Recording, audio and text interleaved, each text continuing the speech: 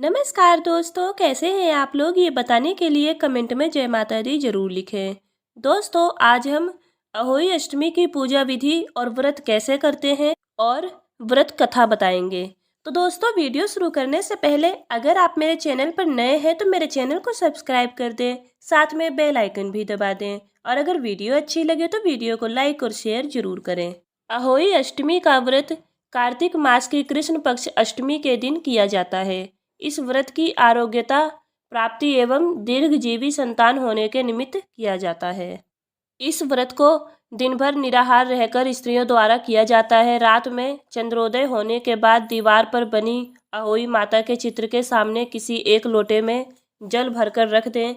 चांदी द्वारा निर्मित चांदी की स्याऊ की मूर्ति और 2 गुड़िया रखकर उसे मौली से गूंद ले और फिर रोली अक्षत से उनकी पूजा करें।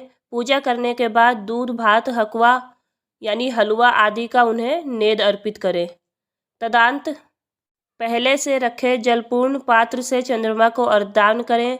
इसके अनंतर हाथ में गेहूं के 7 दाने रखकर अहोई माता की कथा सुने।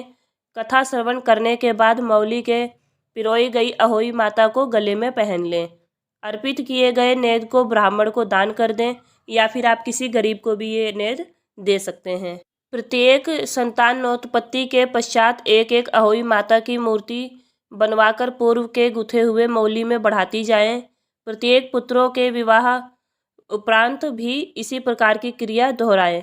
जब भी गले से अहोई उतारने की आवश्यकता पड़े तो किसी शुभ दिन में ही उतारें और गुड़ आदि का नेद देकर जल का आचमन कराकर रख दें। ऐसा करने से संतान में वृद्धि होती है और संतान के जो भी बिगड़े हुए काम होते हैं वो सब अच्छे होते हैं, सफल होते हैं। अहोई अष्टमी के पूजन के बाद ब्राह्मण को कुसुमांड दान करने से विशेष फल की प्राप्ति होती है। अहोई अष्टमी व्रत कथा। पूजा के दौरान साहूकार की कथा को पढ़ना या सुनना अनिवार्य बताया गया है। इस कथा के अनुसार प्राचीन काल में एक साहूकार के 7 बेटे और 7 बहुएं थीं। इस साहूकार की एक बेटी भी थी जो दीपावली में ससुराल से मायके गई। दीपावली पर घर को लीपने के लिए 7 बहुएं और बेटी मिट्टी लाने जंगल गईं। बेटी जहां मिट्टी काट रही थी उस स्थान पर स्याहू स्याही अपने 7 बेटों के साथ रहती थी। मिट्टी काटते हुए गलती से साहूकार की बेटी को खुरपी से चोट लग गई। स्याहू का एक बच्चा मर गया। स्याहू इसी पर क्रोधित होकर बोली, तुमने मेरे बच्चे को मारा है, अब मैं तुम्हारी कोख बांध दूंगी।